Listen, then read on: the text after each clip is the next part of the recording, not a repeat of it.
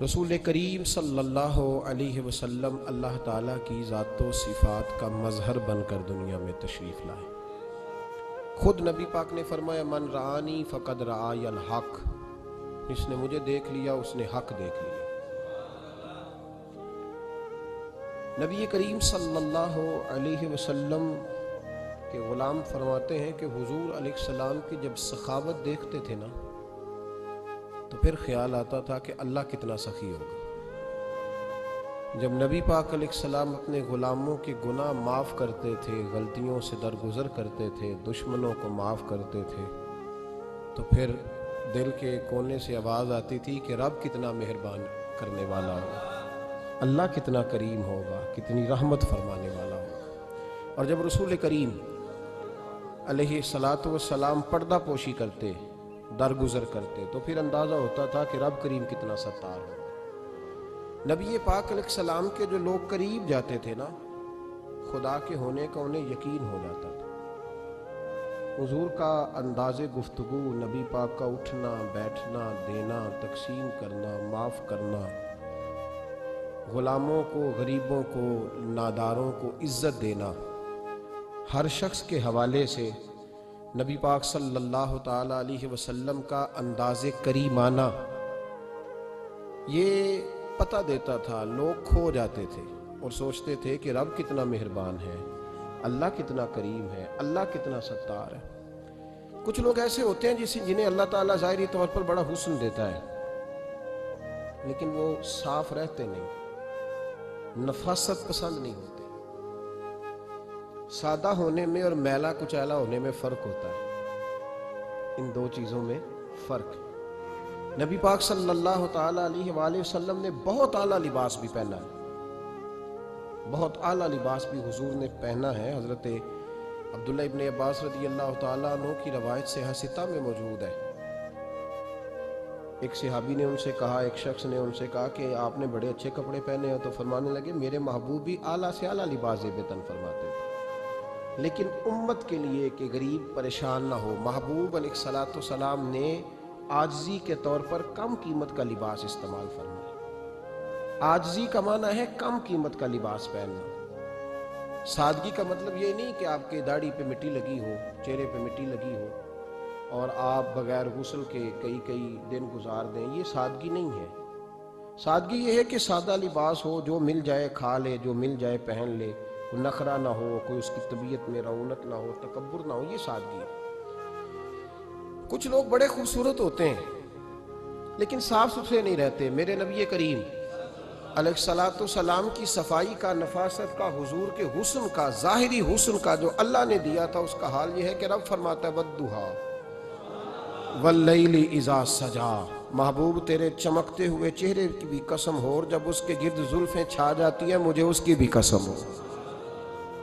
اور حضرت عبداللہ بن رواحہ نبی پاک کے صحابی ہیں، وہ فرماتے ہیں کہ حضور کوئی معجزہ نہ دکھاتے، نہ چاند توڑتے، نہ ڈوبا سورج موڑتے، نہ درختوں سے کلمہ پڑھواتے، کوئی معجزہ نہ دکھاتے، پھر بھی نبی پاک کا چہرہ اتنا خوبصورت تھا کہ لوگوں نے دیکھتے جانا تھا اور کلمہ پڑھتے جانا تھا۔ یہ حضور علیہ السلام کے ظاہری حسن کا حال تھا، لیکن اس کے باوجود اللہ کے محبوب آئینے کے سامنے کھڑے ہو کے کنگھی فرماتے تھے، تیل استعمال فرماتے تھے۔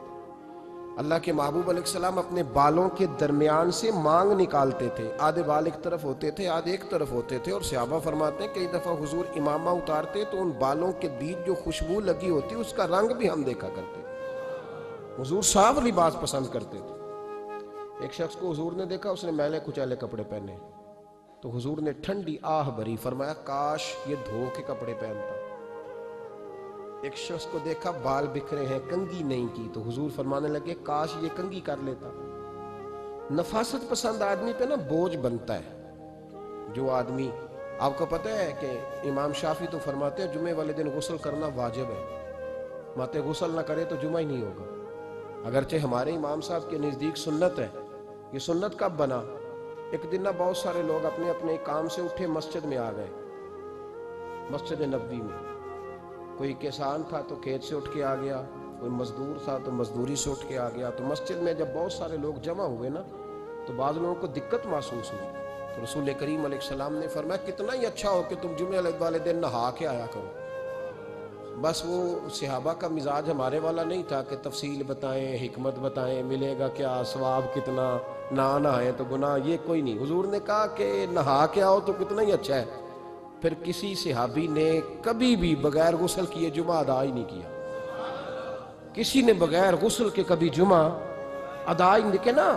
اسلام بڑا خوبصورت دین ہے۔ حضور نے فرمایا جو کچا پیاز کھائے وہ مسجد نہ آئے، پہلے مسواک کرے، دانت صاف کرے، پھر آئے۔ نبی پاک صلی اللہ علیہ وسلم نے فرمایا جو کچی مولی کھائے مسجد نہ آئے۔ مولی کھانا جائز ہے، پیاز کھانا جائز ہے، لیکن منہ سے بدبو آتی ہے۔ نبی پاک علیہ السلام کا ظاہری حسن کیا بات ہے۔ میلاد مبارکہ میں نبی پاک علیہ السلام کی جو چیز بڑی کھل کے واضح آتی ہوتی ہے وہ رسول اللہ کا حسن و جمال ہے۔ آپ کی والدہ، آپ کی والدہ، آپ کی والدہ سیدہ طیبہ طاہرہ حضرت سیدہ آمنہ رضی اللہ تعالیٰ، اماں جی کہتی ہیں کہ میرے محبوب جب میرے بطن اقدس میں آئے تو جو تکالیف عورتوں کو ہوتی ہے مجھے ان میں سے کوئی تکلیف بھی نہیں ہوئی، اور اماں جی کہتی ہیں مجھے کبھی کوئی ثقل، کوئی بوجھ محسوس نہیں ہوا، اور فرماتی ہیں کہ جو ولادت کے وقت لوگوں کو، عورتوں کو تکلیف ہوتی ہے مجھے وہ بھی نہیں ہوئی، اور فرماتی ہیں کہ نبی کریم علیہ السلام پیدا ہوئے تو ہمیں حضور علیہ السلام کی ناف کو کاٹنا نہیں پڑا، ناف بریدہ پیدا ہوئے، ختنہ شدہ پیدا ہوئے۔ آپ کو پتہ ہے عورتیں غسل دیتی ہیں بچے کو پیدا ہونے کے بعد، لیکن میرے محبوب نے سجدہ ہی کر لیا پیدا ہوتے ہی، امتی امتی کہتے ہوئے پیدا ہوئے۔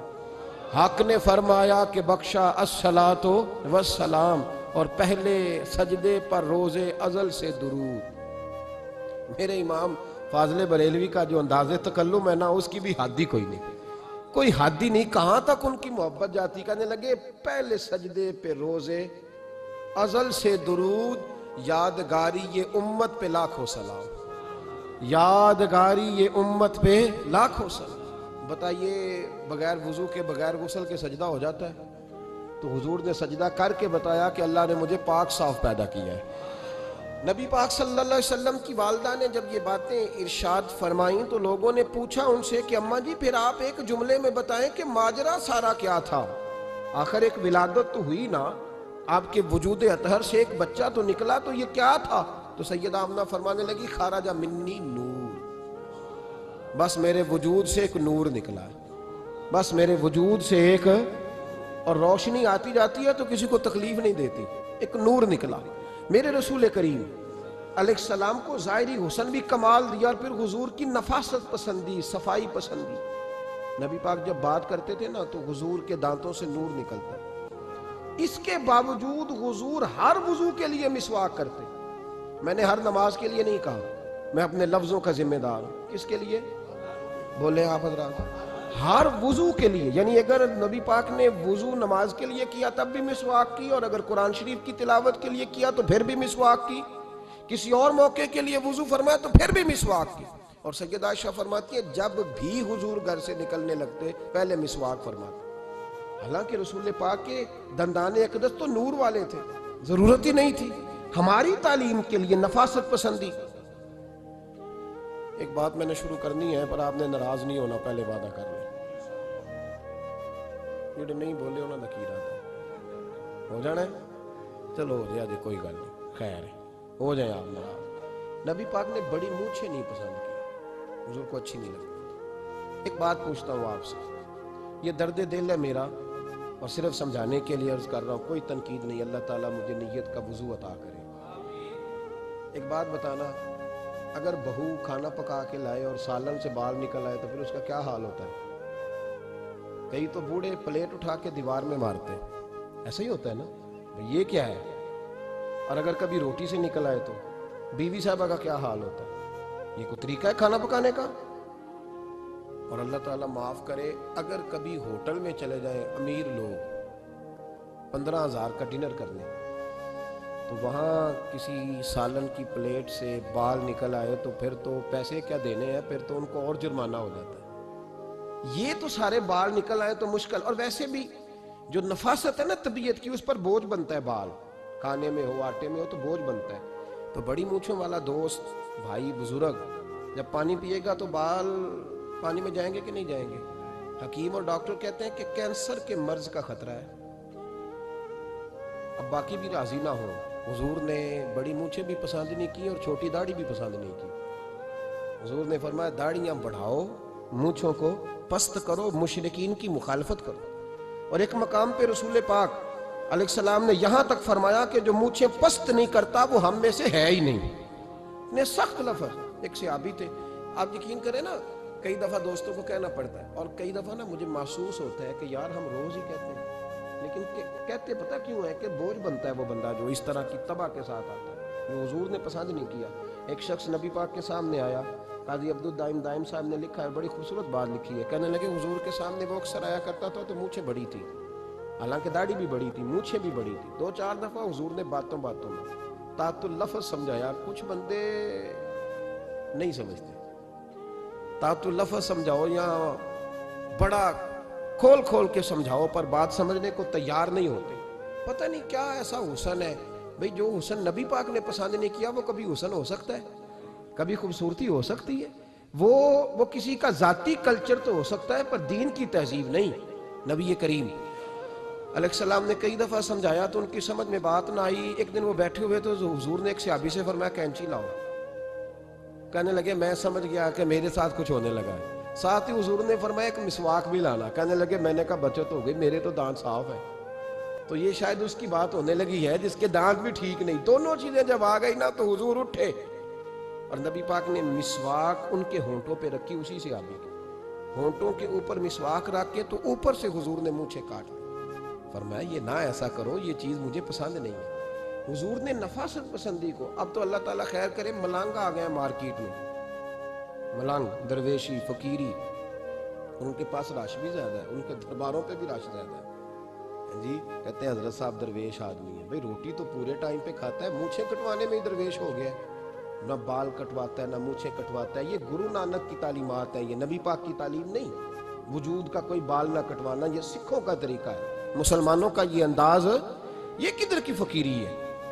دین کوئی غلاظتوں والا ہے معاذ اللہ کہ بابا کپڑے نہیں بدلتا، بابا غسل نہیں کرتا، بابا بال نہیں کٹواتا. بابا ہے پاگل ہے.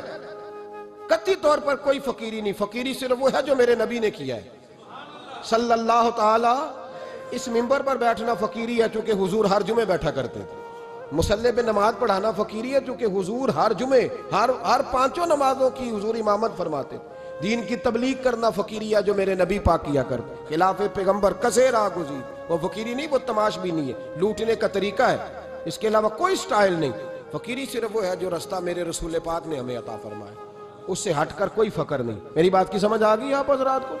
نبی پاک علیہ السلام صاف لباس، اچھے کپڑے، اجلا انداز.